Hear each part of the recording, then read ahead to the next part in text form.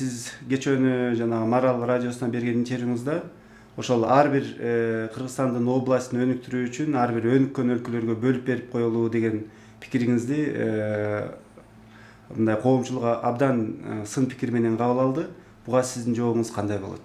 Эми сиз өзүңүз мага айткандай, ар бир областты бөлүп берейли деген ой болгон эмес ал жерде. Карасаңыздар, ал жерде гранттар жөнүндө сөз болуп атат. Акыркы 26 жылдын ичинде 3 миллиард долларга чейин грант алган экенбиз. Баары эле ошо консультацияларга, ар кайсы секторго, ар кайсы тармакка, ар кайсы айылга бөлүнүп кетип, биз ошондон сарамжалдуу, эффективдүү пайдаланбай калыптырбыз да.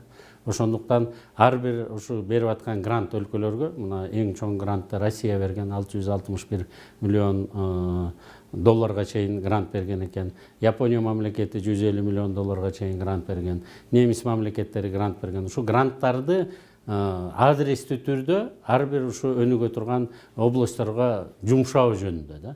Анан ошол экинин алкагында техникалык болобу, консультационный жардам болобу, же билим, здравоохранение, жол болобу, ошолордун баарын ошолордун модели менен өстүрөйлү жана мындан ары келе турган гранттардын баарын эффективдүү пайдаланалы деген ой да.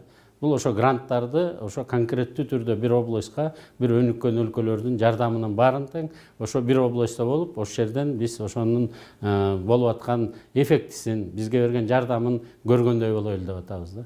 Же болбосо бирөө здравоохраненияга Бишкектен бир больницага жардам берип коет, билим боюнча Нарындан бир школго жардам берет, жол куруу боюнча Баткендеги бир айыл өкмөтүнүн кичинекей бир жерине грант бөлүнүп калат да. Бул болбой, ошондуктан мисалы Баткен областын ала турган болсок, бир өнүккөн өлкө келсе, больницасына дагы жардам берсин, жол курганга дагы, мектебине дагы жардам берсин, ошол жердеги кадр дагы, жаштарды дагы саясаттын баарын оңдоп, түштөп кетсин деп атабыз да. Мына ушундай интервьюңузда айтып атасыз, ошол ар бир ошол өнүккөн өлкө өзүнүн желегин ошол жерге сайып койсо, анан кийин андан сырткары дагы бир 40 элчилик бар экен, ошолорго дагы ошол нерсе менен ошондой кийин бир бөлүп берсек дегендей нерселер айтылып атыптыр да. Ушундай сөздөр Кыргызстандын жанагы бүтүндүгүнө, эгемендигине шек келтирет деген пикирлерге кошуласызбы? Жок, мен кошулбайм. Анткени мен айтып атам, кайсы жерге грант келсе, ошол жерге ошо өлкөнүн желеги илинип туруш керек.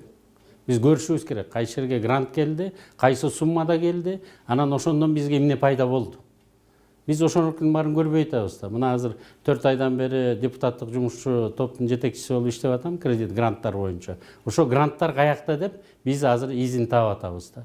Учету бар, бирок балансы да жок.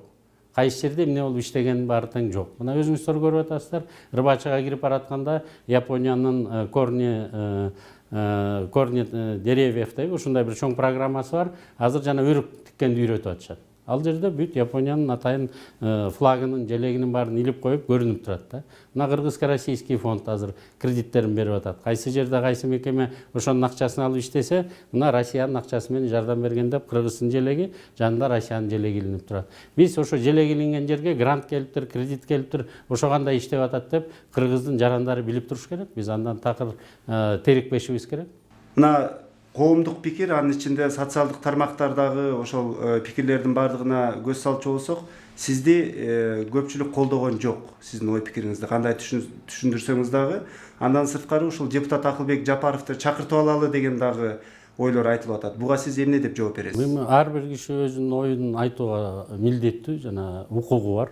Ошон үчүн бизде конституция иштейт да.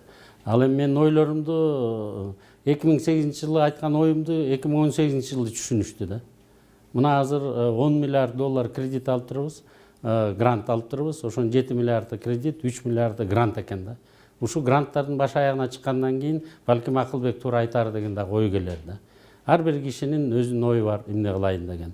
Айтайын дегенге укугу бар. Ал эми шайлоочулар болсо президент менен парламентке бир гана баа бере алат. Эмки 2020 жылы келгенде шайлабай коюш керек да.